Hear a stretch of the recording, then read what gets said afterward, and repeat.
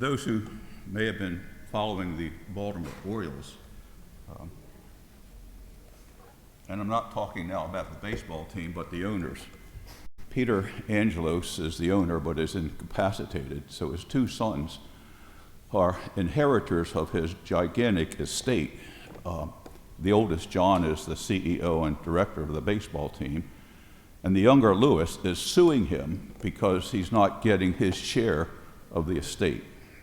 So a direct connection with the first part of today's gospel.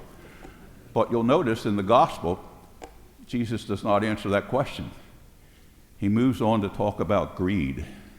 Greed, that word was in the second reading as well, and it was called idolatry, greed, covetousness. It's the last commandment in the 10 Commandments, the Decalogue. Thou shalt not covet thy neighbor's goods. The original was getting into a lot of description of what those goods were, but most translations just leave it at that. Your neighbor's goods, coveting.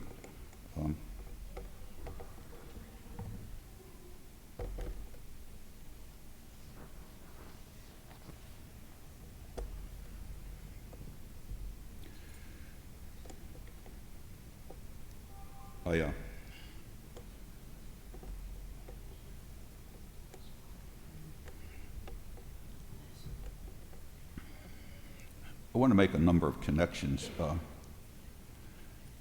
The point that Jesus makes is not that the man is rich, but that he doesn't share it. And it's almost comical the way St. Luke describes it. He told them a parable. There was a rich man whose land produced a bountiful harvest. It had nothing to do with him, it was the land. He asked himself, now here's the issue. The Greek word for self is psyche. He asked himself, what shall I do? For I do not have space to store my harvest. And he said, this is what I shall do. I shall tear down my barns and build larger ones. There I shall store all my grain and other goods. And here it is, and I shall say to myself, Psyche speaking to Psyche. He's speaking to himself. There's nobody else included in this conversation. It's just himself. Now, as for you, you have many good things stored up for many years to come. This is his reasoning. Eat, drink, and be merry. But God then says to you, you fool. David Brooks, he's probably one of my favorite commentators on the scene these days, and his commentary yesterday was almost on the same point. He writes, the worst advice you can give to people trying to find themselves is to look within. That presumes a person is like an onion with layers of social cells to peel off and get closer and closer to the inner core, the true self. A person is not a closed system that can be studied in isolation. A self exists only in relation to something else. It is more useful to conceive of a person as an artist on their journey toward becoming themselves. Artists often begin by copying some predecessor whose work they admire. Early on, the Beatles copied Buddy Holly and other artists. Countless writers started out by trying to copy George Orwell or Toni Morrison. We're mimetic creatures. We learn by imitating what excellent others have done before us. Then artists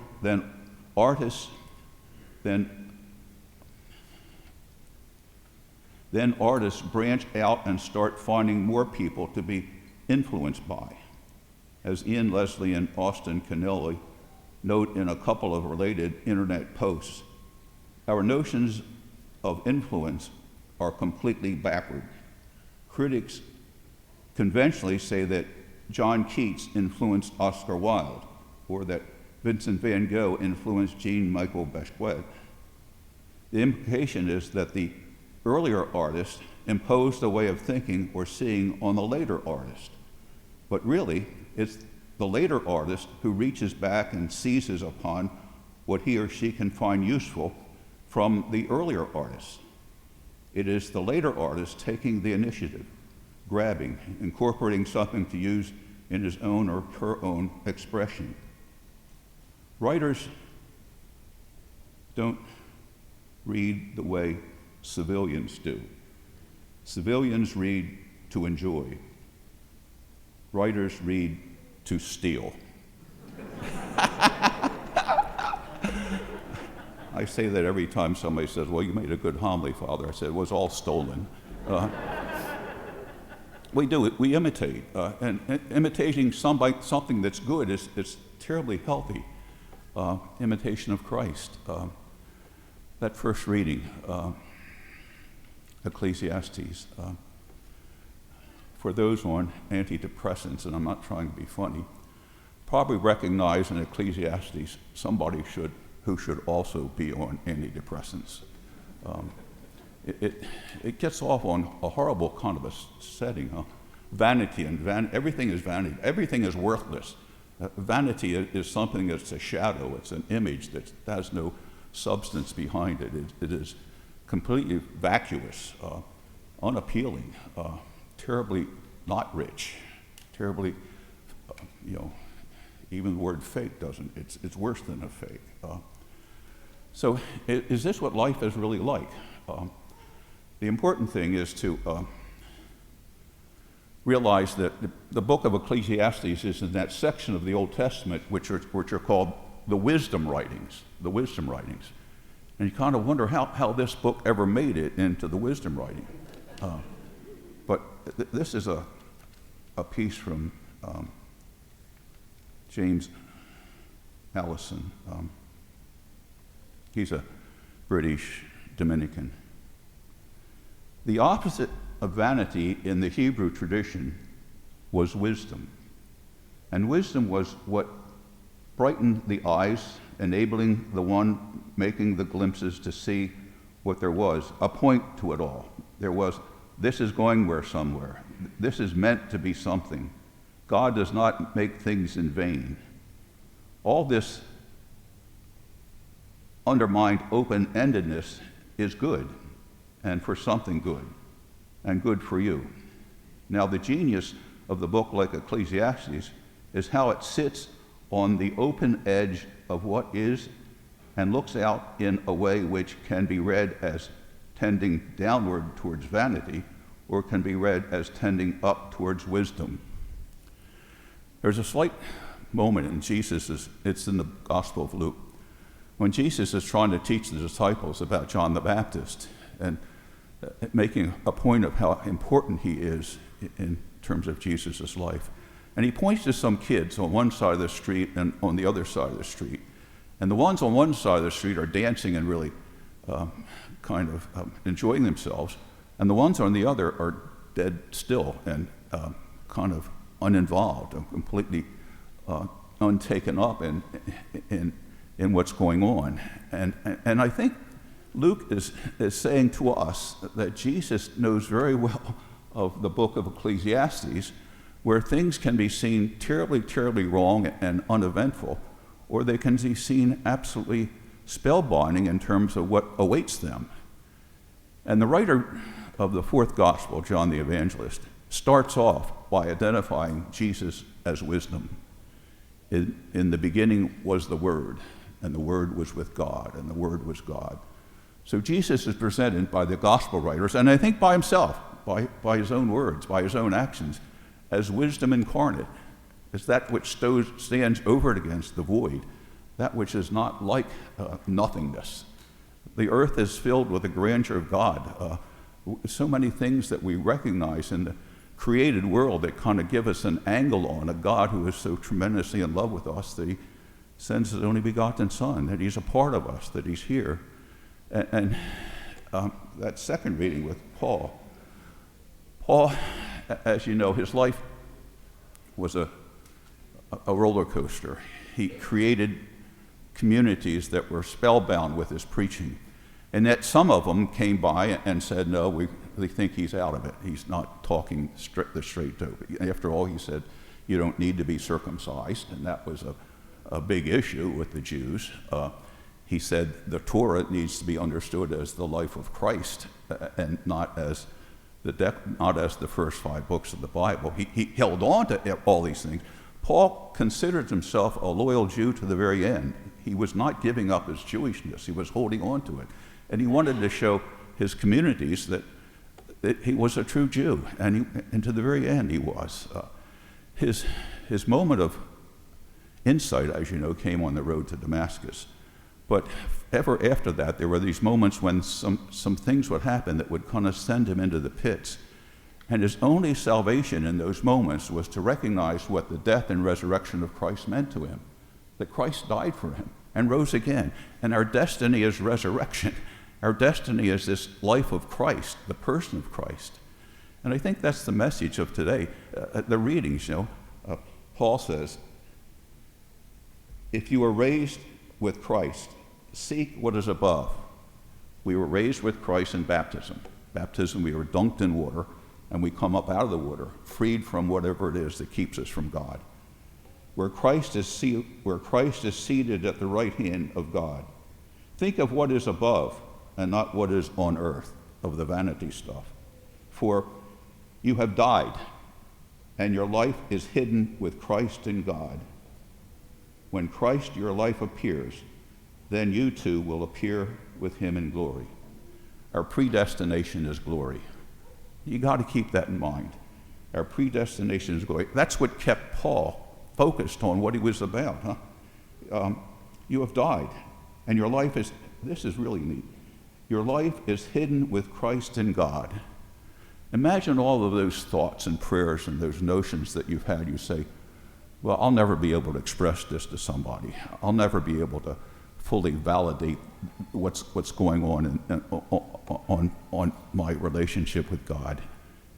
And Paul had this, and your life is hidden with Christ in God. He knew that his own life and all the terrible things, he was in prison for a number of years in Ephesus. He got out and he found out that someone was spreading bad news about him, and he had to go to Corinth to try to straighten it out. He ends up in Rome, the epicenter of civil life of the culture, and Nero has him put to death with Peter and a bunch of other Christians. So it's for Paul, it's critical that what he's about is about identifying with Christ, the identity of Christ that's in him, that's a part of him, that's not leaving him, that's there all the time. And that's what we have, the same thing. Our identity with Christ, the Christ who is not out there or someplace missing, but deep down within each and every one of us. The imitation of Christ and trying to make this world a place where the kingdom will really find a home.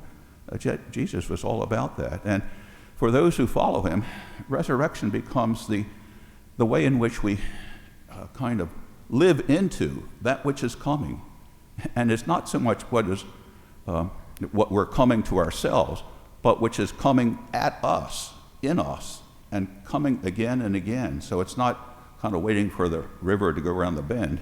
The river is already face to face with us, right here, right with us. It's now. It's the realization at this moment, right here and now, the presence of Christ is terribly, terribly real and active and alive, and not to be kind of shoved off as something that's vain, that's vanity. I was going to get to the final one. This quote from Louisa May Alcott from Little Women.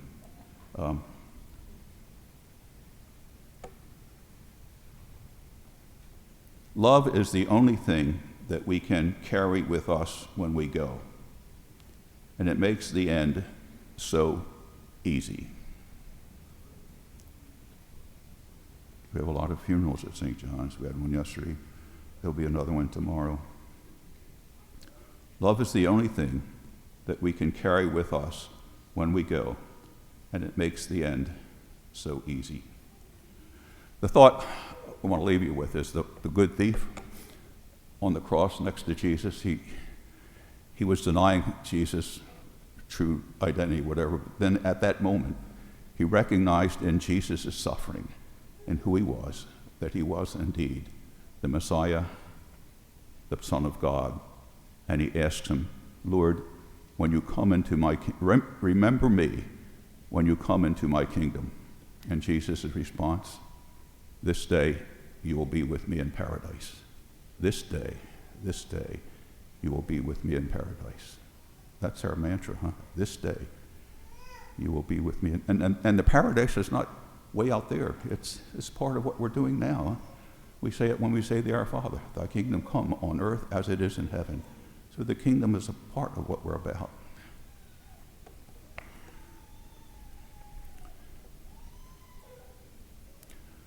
Well, I hope I bought 2 Mega Million tickets yesterday. You're not looking at a millionaire.